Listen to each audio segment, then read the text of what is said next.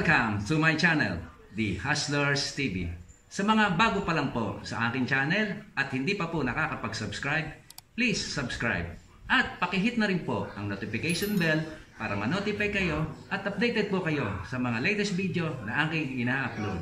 Ang video ko pong ito ay tungkol sa pag-apply ng flat wall enamel sa pintuang minasilyahan. Ano ba ang flat wall enamel? Panoorin niyo po ang video kong ito.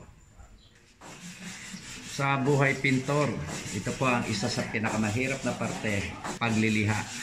Pagliliha ng masilya at mga magagaspang na parte ng aming pipintahan. Kasi hindi maganda kung ang pipinturahan ay magaspang. Tulad nito, kung ito hindi mo minasilyahan, hindi magiging maganda ang resulta o kalalabasan ng kanyang pinta. Ito, talagang sakripisyo sa pintor, ang pagliliha. Talagang mahirap, madumi sa katawan. Pero dahil nga ang isang pintor ay malinis na hanap buhay, kaya dapat saluduhan po natin silang mga pintor kasi sila po ang nagpapaganda ng ating bahay.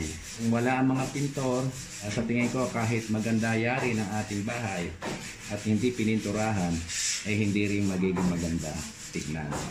Kaya sa mga pintor, patuloy nyo lang. At sana sa lahat ng pipintahan nyo ay maging maayos. Huwag tayo para lang sa pera. So ipakita natin na ang pagtatrabaho natin ay maayos.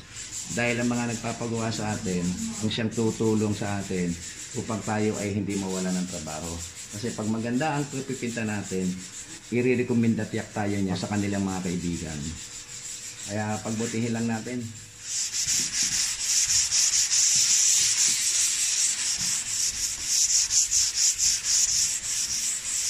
Mayamyang konti, applyan ko na ito ng flat wall enamel. Kaya manood lang po kayo dyan. Tapusin nyo po ang aking video ito.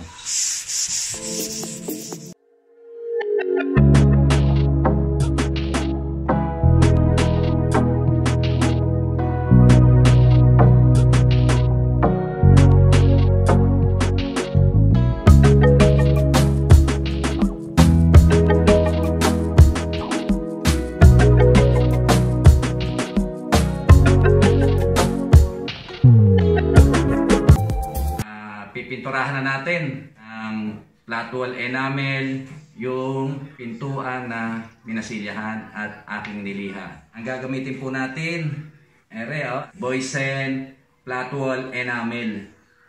Yan ay pwedeng i-mix nyo dyan ay dalawang klase. Pwede nyo i-mix dyan.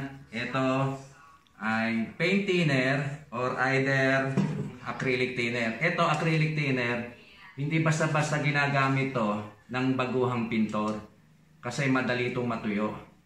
Itong paint thinner ang kalimitang ginagamit talaga. Dahil matagal na ako nagpipinta, itong ginagamit ko kasi ito madaling matuyo. O kailangan mabilis ka na rin magpinta. Ito kasi pag medyo mabagal ka magpinta, mas maigi paint thinner ang inyong gagamitin. Gamit din tayo ng roller brush size 4. Ibig sabihin 4 inches. Pwede rin naman ang paint brush. Kaya lang, kagandahan nito, ang roller brush ay maganda ang pagkakapinta.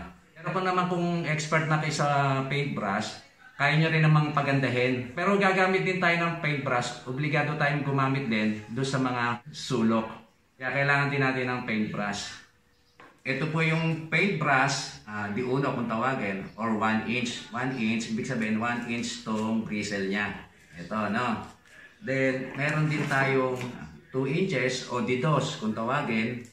Ito po yun, yung bristle niya 2 inches. May iba't iba ho nito, mayroon D3, D4. Kasi ito depende sa pipintahan mo.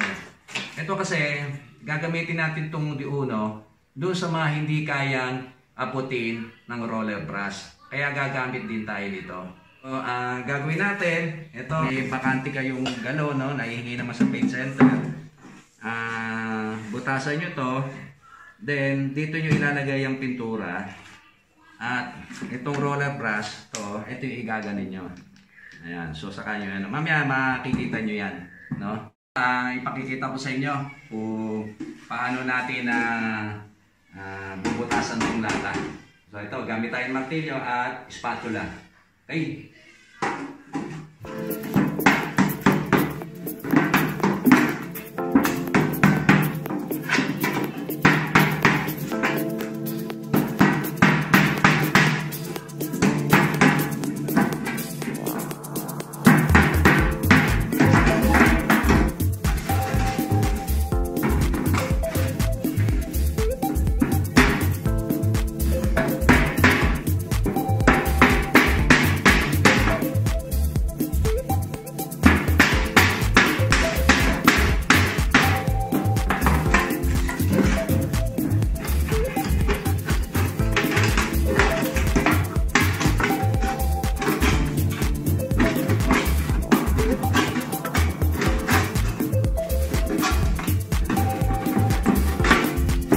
Medyo mag-iingat lang kayo kasi matalas yan.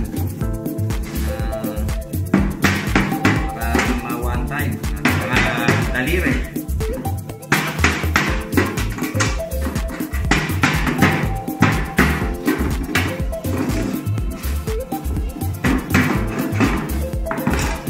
So, iaangat na natin ito.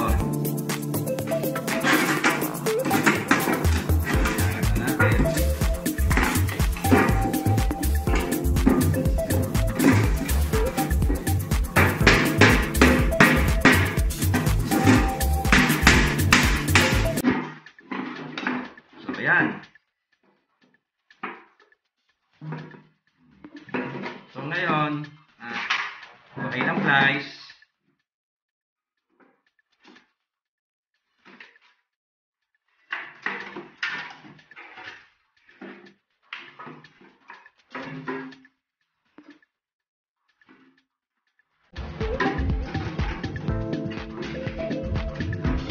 Wala nang talas. So naman,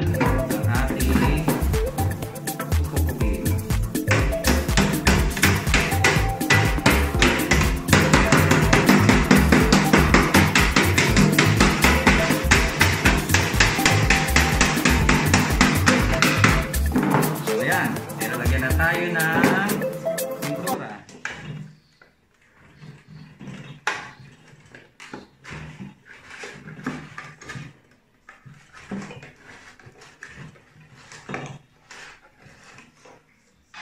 So ayan na yung flat wall enamel. Ayan. Ayan o. Ayan na yung flat wall enamel. Malagnaw yan sa umpisa, pero habang hinahalo mo yan, ay lalapot yan. Kaya kailangan haluing mabuti hanggang doon sa ilalim. Ayan, makunat yung ilalim niya. May mga bubuo yan. Ayun, dapat yan haluing mabuti. Hindi kayo mahirapan, pwede naman natin isalin muna to dito. Bawasan natin. Ayan, pwede rin yan. Tapos ibabalik na lang yan pag yan ay nahalo na maigi. Ayan. So ito yung excess na yan, walang kain ng karton, kaprasong karton. Ito, ayan o, hagurin nyo lang dito. Hagurin nyo lang. Yun. Hagurin nyo lang, tapos dito naman. Yun. Para hindi magkayat. Yan lang, no? So kung may kayat, maganda yung abang ikaw yung nagtitimpla ay malinis yung lugar mo. So punasan lang. Ayan. Para lagi malinis. So tuloy, haluin natin ulit to. Ayan, madali nang ihaluin, di ba? Ito, huwag nyo basta-basta kagad lalagyan ng paint thinner or itong acrylic thinner. Kasi baka mamaya malagnaw. Dahan-dahan lang. Kung sakaling gusto nyo medyo lumagnaw, kutik-kutik lang muna lagay ng paint thinner. So ayan, medyo nahalo na. So ayan, medyo konti na lang. So pwede natin ulit salin to dito para mahalo maigi.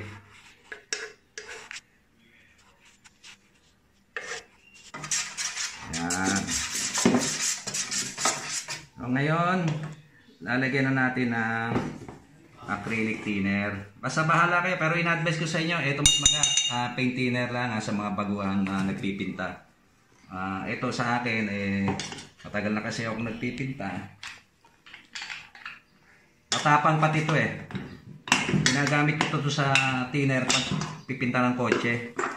So ito para ito muna para malinis tong sayang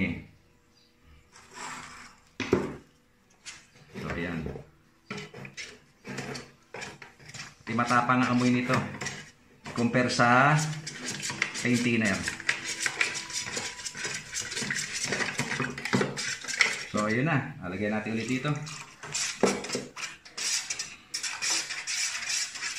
Ang kaibahan ng paint thinner sa acrylic thinner, ito naninilamsik pag hinalo mo, kaya ingatan nyo ang inyong mga mata.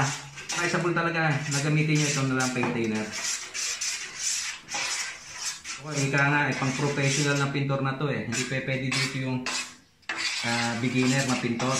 Kailangan mahaba ng experience mo sa pagpipinta. At bihasa ka na gumamit ng itong klase ng thinner. Usually kasi ang ginagamit talaga is paint thinner, lalo't mga enamel.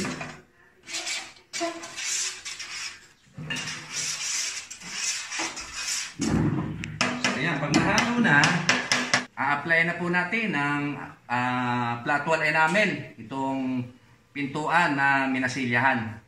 So ito yung roller brush na ating gagamitin po. So ito na nga yung flat wall enamel. So ganan nyo lang.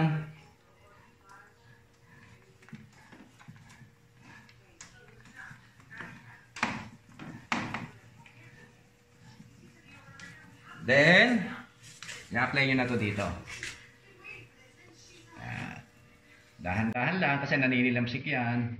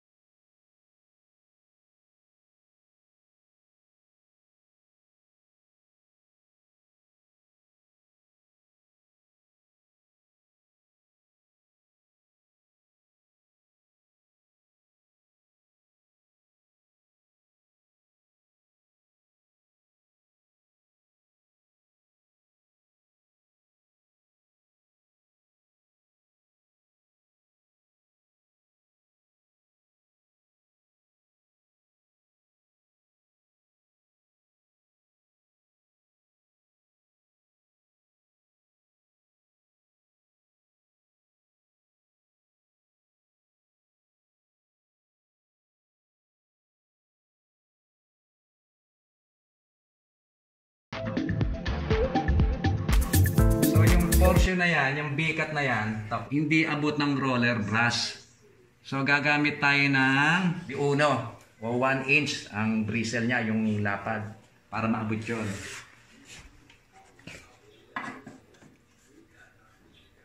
So ito na. Kasi malalim siya, hindi abot ng roller. Saka mo babalikan ng roller brush, pagka ito'y nabahira mo na.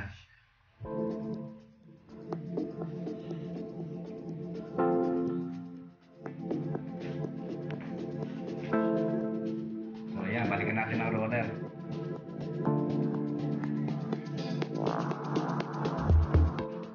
Siguraduhin nyo lang walang tulo. Kasi pangit pagka nagkaroon ng mga iyak, kung tawagin yung lumuluha. Kita nyo naman yan kung lumuluha yung masyadong napakapal.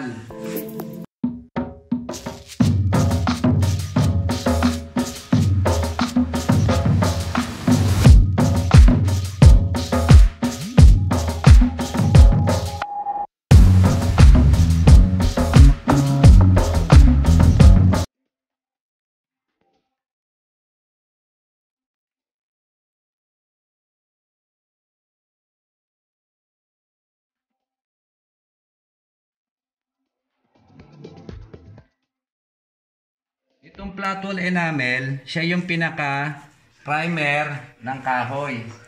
Itong flat wall enamel hindi pa ito yung pinaka-final na coat niya. Ito pa lang yung pinaka-primer para magpantay. Kasi kung ire-recta kagad ng enamel ito o yung quick drying enamel, hindi magiging maganda ang kintab niya. Hindi pantay, patsi-patsi. So kaya ginagamitan din ng flat.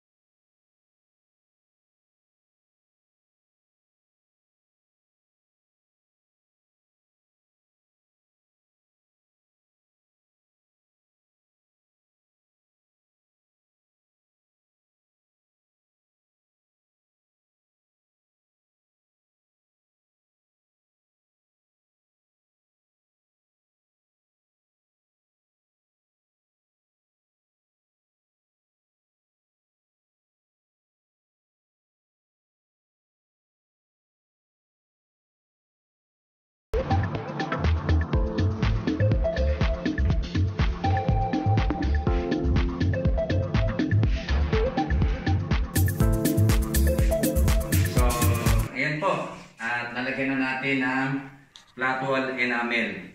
Hindi pa po finish yan, no? Yan po ay ipipinish natin pagka naayos na namin itong kabuuan na to.